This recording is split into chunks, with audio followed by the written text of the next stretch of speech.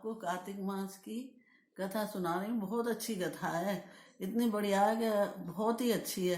जब ये कार्तिक के शुक्ल पक्ष में आती है ये कथा, तो क्या कहते ये मुनि जी बोले कि भगवान हमको इस कथा इसे कार्तिक मास में कथा जो होती है इसे देवठानी एकादशी भी कहते हैं और प्रबोधनी एकादशी भी, प्रबोधनी भी के नाम से भी बोलते हैं।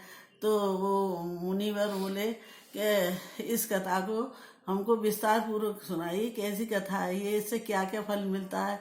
तो बोले कि इसमें तुलसी का बहुत फल होता है, तुलसी जी की पूजा जरूर करनी चाहिए और शाम को दीपक जलाना चाहिए तुलसी के। और इसमें जब ये क्या कहते हैं जो जो इसका प्रोधनी एकादशी का व्रत रखता है उसके अगर सुबह का रखता है तो 1 जन्म के, और शाम का रखता है तो 2 जन्म के पाप नष्ट होते हैं, और सारे दिन का रखता है तो 7 जन्म के पाप नष्ट हो जाते हैं।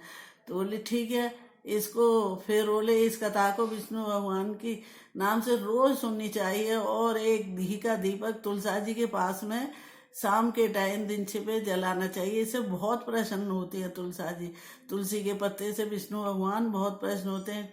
तो ऐसा उसने किया। फिर बोले कि अब हमें और बताइए इससे क्या क्या फल मिलता है। वो कहने लगे कि देखो इससे ये भी फल मिलता है कि क्या कहते हैं हम कथा को सुनते हैं, स्मरण करते हैं, घर के सारे पाप नष्ट हो जाते हैं, 7 जन्म के पाप नष्ट हो जाते हैं, और जो दीपक हम जलाते हैं उससे सारे में उजाला होता है, और हमें इस लोक से परलोक में स्वर्ग मिलता है, यमराज परेशान नहीं करता है, बहुत अच्छा रहता है।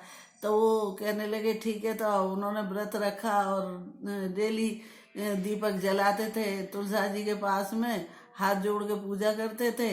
फिर वो और ये ऐसा मुहूर्त है कि इस दिन जब ये देव उठते हैं, इस दिन पहले सोए रहते हैं देव, कोई काम नहीं, शुभ काम नहीं होता है, देव उठ जाते हैं तब शुभ काम उसी दिन से शुरू हो जाता है।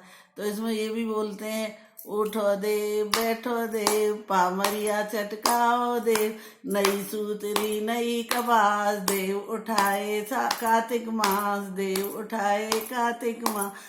उठो दे बैठो दे, पामरिया चटकाओ दे, नई सूतरी नई कपास दे, उठाए कार्तिक मास।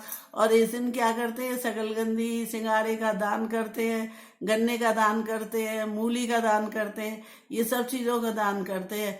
और जितना दान ना करने से, व्रत पूजा से, कथा सुनने से हमें पुण्य मिलेगा, उतना 7 जन्म में हम सदा सुखी रहेंगे, हमारा घर संपन्न रहेगा, हमारे घर में हमेशा रोशनी छाई रहेगी।